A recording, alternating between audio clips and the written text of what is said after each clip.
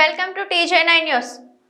ఉగ్రవాద కాల్పుల్లో వీరమరణం పొందిన చిత్తూరు జిల్లాకు చెందిన జవాన్ కార్తిక్ అంత్యక్రియలు అధికార లాంఛనాలతో కన్నీటి వీడ్కోల మధ్య జరిగాయి.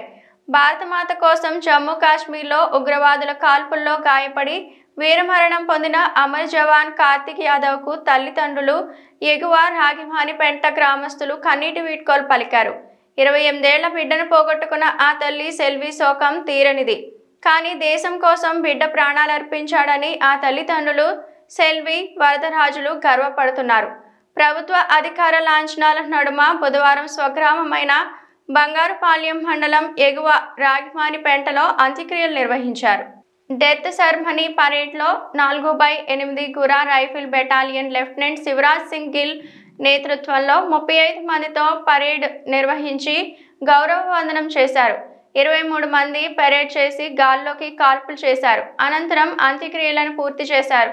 ఈ అంతిమ సంస్కారానికి జిల్లా కలెక్టర్ సుమిత్ కుమార్ పూతలపట్టు, చిత్తూరు శాసనసభ్యులు కె మురళీమోహన్, గురజాల జగన్మోహన్, చిత్తూరు నగర మేయర్ ఆముద, చుడా చైర్పర్సన్ కటారి హేమలత, మాజీ ఎమ్మెల్సీ దొరబాబు, పలమనేరు ఆర్డీఓ భవానీ, బంగారుపాళ్యం తహసీల్దార్ బాబు రాజేంద్ర ప్రసాద్, మాజీ సైనికుల సంక్షేమ సంఘం, ఎంఏజీ సంఘం, ప్రజాప్రతినిధులు, గ్రామస్తులు, ప్రజలు పెద్ద ఎత్తున విచ్చేశారు.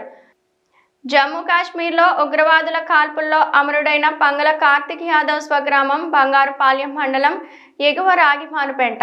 వీరి తల్లిదండ్రులు సెల్వి వరదరాజులు, అన్న రాజేష్.